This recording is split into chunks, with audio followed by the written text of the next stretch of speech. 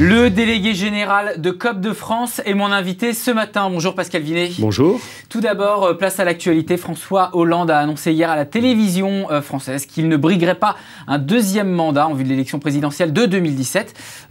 Aujourd'hui, du point de vue des coopératives, quel a été son bilan, notamment en matière agricole ? Il est sans doute un peu tôt pour en tirer un bilan immédiatement, mais nous, ce que nous retenons de ces 4 dernières années, ce sont essentiellement les crises, avec les difficultés de l'État et de l'Europe à apporter des solutions. Souvenons-nous, il y a un an.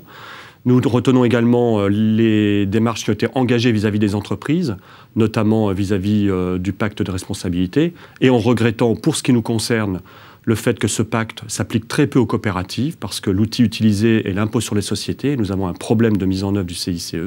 Et puis le troisième point, c'est sans doute plus agricole, c'est les démarches engagées par le ministre en matière d'agroécologie, sur tous les enjeux de développement durable.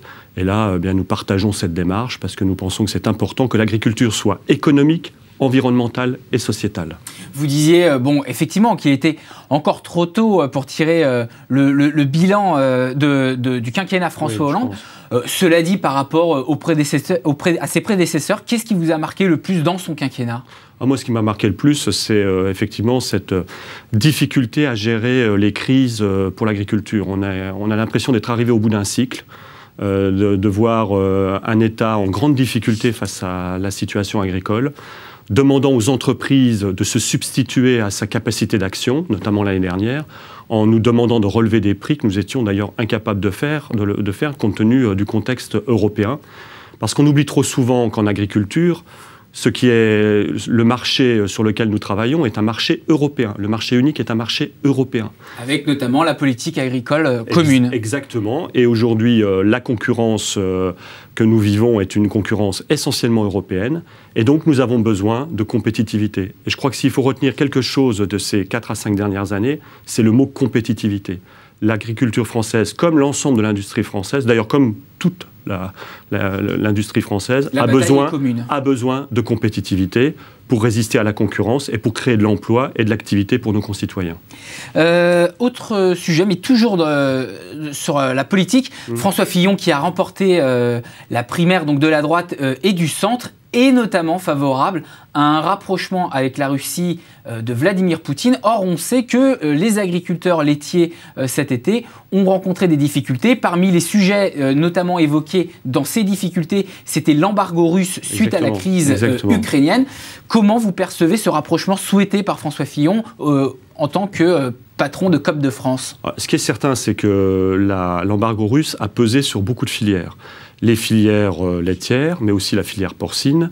Et les conséquences en sont dramatiques pour un certain nombre de nos éleveurs. C'est d'ailleurs une des raisons qui a généré la crise de cet été et de l'été dernier. Donc c'est plus large que le lait, en fait. Oui. Et donc nous considérons que tout ce qui peut être fait pour mettre fin à ces dispositions de crise vont dans le bon sens. Après, il y a des enjeux politiques évidemment, sur lesquels je n'ai pas à me prononcer ici. Mais nous, ce que nous demandons, c'était qu'effectivement, soit on arrive à résoudre cette crise avec la Russie, soit on apporte des réponses qui permettent de compenser. Et aujourd'hui, nous considérons, malgré tous les efforts qui ont été faits, que cette situation n'a pas été réellement prise en cause.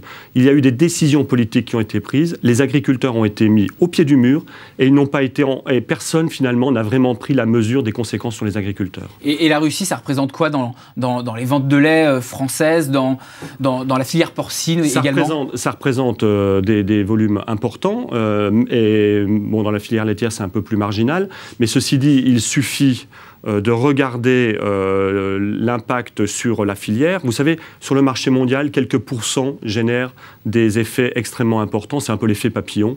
Vous avez un petit mouvement à un endroit qui génère un effet important à d'autres endroits. Et donc, pour ce qui nous concerne, nous pensons que ces crises politiques doivent être prises par les pouvoirs publics à la hauteur de ce qu'elles sont et des réponses doivent être apportées. Or, aujourd'hui, jusqu'à maintenant, nous considérons que les réponses apportées sont faibles.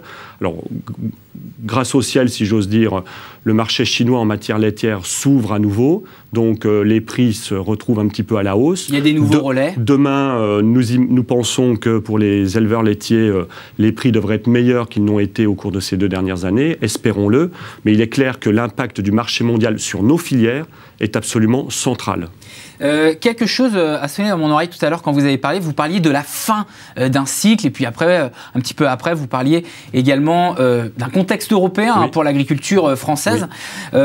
Aujourd'hui, avec ces multiples crises qu'il y a, et on sait que notamment la politique agricole commune, c'est également des subventions, comment faire aujourd'hui pour que ces agriculteurs qui ont du mal à vivre puissent vivre, comme on dit, de leur travail et plutôt que des subventions qui leur sont accordées?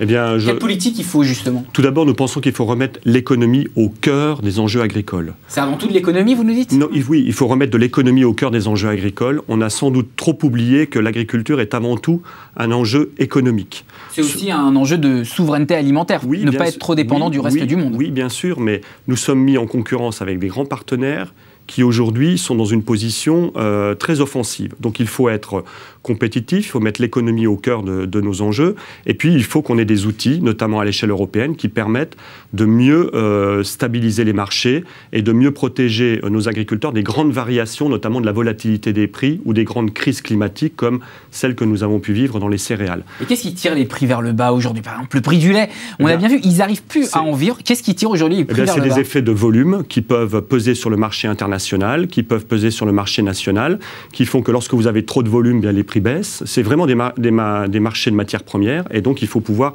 mieux les réguler à l'échelle européenne. Et les coopératives, parce que vous avez un rôle de transformateur, ça veut dire que vous achetez des produits bruts notamment, vous les transformez, quel rôle vous jouez dans cette chaîne? Nous pensons que les coopératives sont une solution à la crise. Elles l'ont été pendant des années, depuis plus d'un siècle. Vous savez, on a toujours dit que les coopératives étaient les filles de la misère. C'est-à-dire que c'était les organisations qui pouvaient apporter des réponses aux agriculteurs en moment de difficulté. Donc nous, ce que nous disons, c'est qu'aujourd'hui, face aux crises, les coopératives peuvent apporter des solutions. Elles en ont apporté dans la crise céréalière, elles en ont apporté dans la crise laitière, elles se mobilisent dans la crise bovine et porcine. Et nous sommes, il y a des efforts sur les trésoreries qui ont été faites, il y a des efforts sur la mutualisation qui ont été engagés. Donc on a développé des actions, mais elles ne sont pas uniquement auprès des agriculteurs au moment des crises, elles sont aussi auprès des agriculteurs pour développer leur activité et créer de la valeur. La coopérative, c'est la propriété de l'agriculteur. La coopérative, c'est l'assurance pour un groupe d'agriculteurs d'avoir un projet collectif et de pouvoir se battre quand la situation est difficile, mais aussi face à des situations qui ouvrent des perspectives à l'international, sur le marché européen, voire sur des circuits courts. Nous encourageons nos coopératives à être présentes sur tous les marchés, au profit de leurs agriculteurs. Et allez, juste pour conclure cette émission très rapidement, si aujourd'hui vous appelez de vos voeux à 1 ou 2 mesures, mais vraiment prioritaires pour le secteur de l'agriculture auprès des candidats à l'élection présidentielle, quelle serait cette ou cette deuxième mesure? Eh bien, nous pensons qu'il faut continuer à baisser les charges et puis qu'il faut une politique agricole européenne qui soit plus protectrice de la haute volatilité des prix. Donc, agir en Europe et agir au niveau national. Et ensuite, les acteurs économiques, coopératives et agriculteurs prendront leurs responsabilités pour créer de la valeur et créer de l'emploi sur les territoires. Finalement, vous leur dites, prenez des mesures générales qui aideraient et après, les agriculteurs se débrouilleront tout seuls. Nous sommes tous des grands garçons ou des grandes filles, si j'ose dire, et nous sommes capables de porter nos projets. Simplement, nous avons besoin d'être dans un environnement qui nous permette de le faire, ce qui n'est pas le cas aujourd'hui. Donc, il faut créer cet environnement et sur la base de cet environnement, les entrepreneurs que sont les agriculteurs qui ont créé des coopératives sauront prendre toutes leurs responsabilités. Merci Pascal Vinet, je rappelle, délégué général de Coop de France.